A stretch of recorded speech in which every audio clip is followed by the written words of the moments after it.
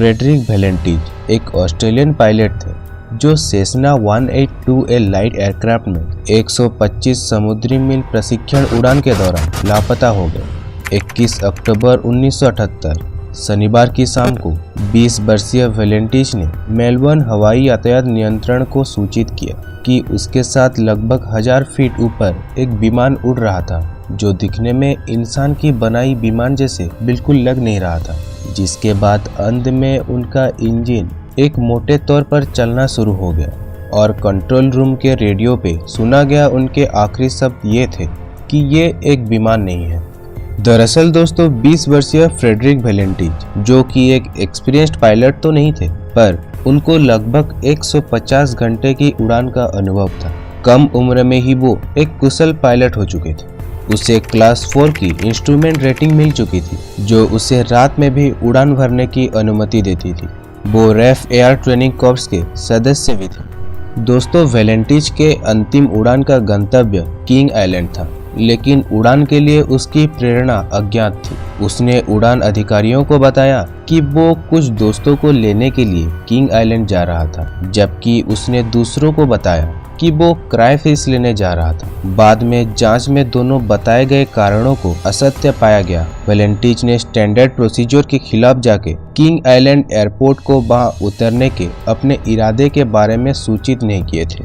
21 अक्टूबर 1978 शाम के 7:06 में Frederick Valentich Melbourne air traffic control room के साथ अपने रेडियो पर बात की। उसने वहां उपस्थित अधिकारियों को बताया कि लगभग 4500 फीट की दूरी पर उसे एक विमान जैसी चीज उड़ती हुई दिखाई दे रही थी। फिर उसने बताया कि वो इस अज्ञात विमान की पुष्टि सही ढंग से नहीं कर पा रहा।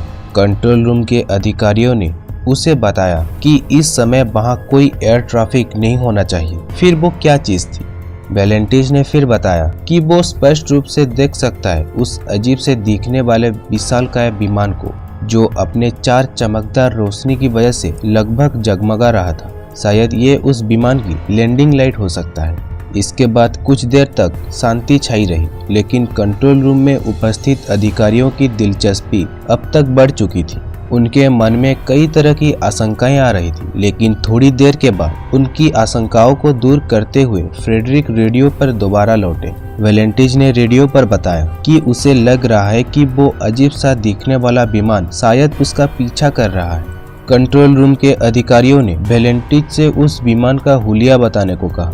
फिर वेलेंटिज ने कहा कि ये किस तरह का विमान है ये तो समझ में नहीं आ रहा, क्योंकि इस तरह का विमान उसने पहले कभी देखा नहीं था। उसके कहने के मुताबिक ये काफी लंबा था, लेकिन बनावट में पतला था, किसी सिगार की तरह, और उसके वो हरे रंग का चमकदार रोशनी की वजह से काफी तीव्र प्रकाश निकल रहा था। उसने ये भी बताया कि पूरा विमान एक विचित्र तरह की चमकदार धातु का बना हुआ है। फिर कुछ समय रुककर फ्रेडरिक फिर से रेडियो पर आया। अब की बार उसकी आवाज में थोड़ा भय और आश्चर्य की भाव था।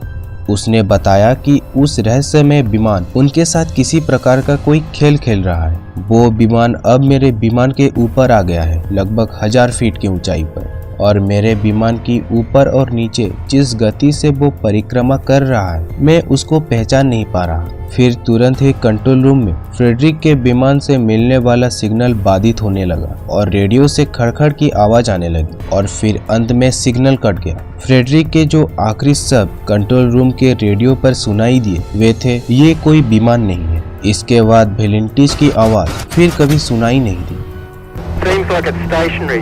What it's doing right now is orbiting. The thing is just orbiting on top of me. It's also got a green light and a sort of metallic, like it's shiny on the outside. It's just vanished. That strange aircraft's hovering on top of me again. It's hovering and it's not an aircraft. इस घटना की गंभीरता को Melbourne air traffic control ने समझा और Frederick को खोजने के लिए खोजी अभियान चलाया। इस रेस्क्यू ऑपरेशन में समुद्र और हवाई खोज की गई, जिसमें समुद्री जहाजों के साथ साथ एक रैफ लॉकहीड P-3 ओरियन विमान और 8 नागरिक विमान शामिल थे। इन सब ने मिलकर लगभग 1000 वर्ग मील के विशालकाय क्षेत्र में इस खोजी अभियान को अंजाम दिया। इतना रिसर्च के बाद भी न तो फ्रेडरिक का पता चला और ना ही फ्रेडरिक के विमान का कोई अवशेष मिला, जिससे 25 अक्टूबर 1978 को इस ऑपरेशन को यहीं पे बंद कर दिया गया। बड़े बड़े यूएफओलॉजिस्ट इसका कारण एक यूएफओ द्वारा फ्रेडरिक और उसके विमान का अपहरण होना ही बताते हैं। खुद फ्रेडरिक के पिता ने बताया कि फ्रेडरिक का एलियंस और यूएफओ के अस्तित्व में काफी विश्वास था। ऑस्ट्रेलियन डिपार्टमेंट ऑफ ट्रांसपोर्ट ने अपने इन्वेस्टिगेशन के माध्यम से वेलेंटिज के लापता होने के कारणों को निर्धारित करने में असमर्थ रहे। वेलेंटिज के विमान के लापता होने के 5 साल बाद फ्लिंडर्स आइलैंड पर एक इंजन कॉल फ्लैप पाया गया, जो कि वेलेंटिज की फ्लाइट पाथ के उल्टी दिशा पर था। इसी पर ध्यान देते हुए साल 1983 के जुलाई महीने में Bureau of Air Safety Investigation ने Royal Australian Navy Research Laboratory से इस संभावना के बारे में पूछा कि क्या कॉल फ्लैप जहां से गायब हुआ उस क्षेत्र से आखिरी पाई गई स्थिति तक यात्रा कर सकता है। जिसके बाद ब्यूरो ने अपनी इन्वेस्टिगेशन में पाया कि जो हिस्सा फ्लिंडर्स आइलैंड पर मिला था वो एक सेसना 182 एयरक्राफ्ट मॉडल का ही एक हिस्सा था और ये इन्हीं एयरक्राफ्ट मॉडल्स के बीच आने वाले सीरियल नंबर में से किसी एक का था, जिसमें वेलेंटिज के विमान भी शामिल था। इसके बाद ये घटना को लेके कई सारी थ्योरी सामने आई,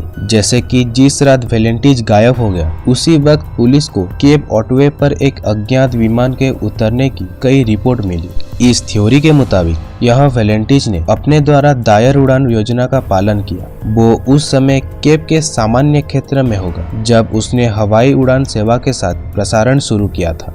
क्या ये संभव है कि वेलेंटिज अपने असफल विमान कैरियर से निराश होकर अपने स्वयं के गायब होने के लिए यूएफओ का काल्पनिक षड्यंत्र रचा? न केवल एक अपहरण उसके यूएफओ षड्यंत्र को मान्य करने के लिए काम करेगा, बल्कि ये उसे अन्यथा परेशान जीवन पर एक नई शुरुआत भी देगा। कुछ शोधकर्ताओं के मुताबिक वेलेंटिज ने महत्वपूर्ण उड़ान कार्यों पर ध्यान केंद्रित करने के बजाय वो यूएफओ के काल्पनिक भ्रम से विचलित हो गए थे, जबकि उसने अपने ऊपर जो 4 रोशनी देखी वे किसी अन्य विमान की नहीं, बल्कि ये अधिक संभावना है कि वे बुध, शुक्र, मंगल और एंटारेस नामक एक चमकीले तारे की रोशनी थी। कुछ थ्योरी ये भी बताते हैं कि वेलेंटिज ने किसी पर्टिकुलर जगह पर अपने विमान को सर्कुलर वाइज घुमाना शुरू किया। ये संभव है कि वो हॉरिजन इल्यूजन का शिकार हो गए और वो अपने प्लेन को उल्टा चलाने की वजह से शायद वो जिस हरी बत्ती की बात कर रहे थे वो उनके ही प्लेन का लाइट हो, जो कि पानी में रिफ्लेक्ट होकर वेलेंटिज को दिखाई दे रही थी। सेसना 182 के गुरुत्वाकर्षण संचालित ईंधन प्रणाली को देखते हुए ये कहा गया कि उसका इंजन जल्दी से खत्म हो गया होगा, जिसकी वजह से अंत में उसका प्रसारण में खड़खड़ की आवाज सुनाई दी और उसका रेडियो बंद हो गया होगा। दोस्तों, फ्रेडरिक वेलेंटिज के गायब होने का रहस्य आज भी अनसुलझ है,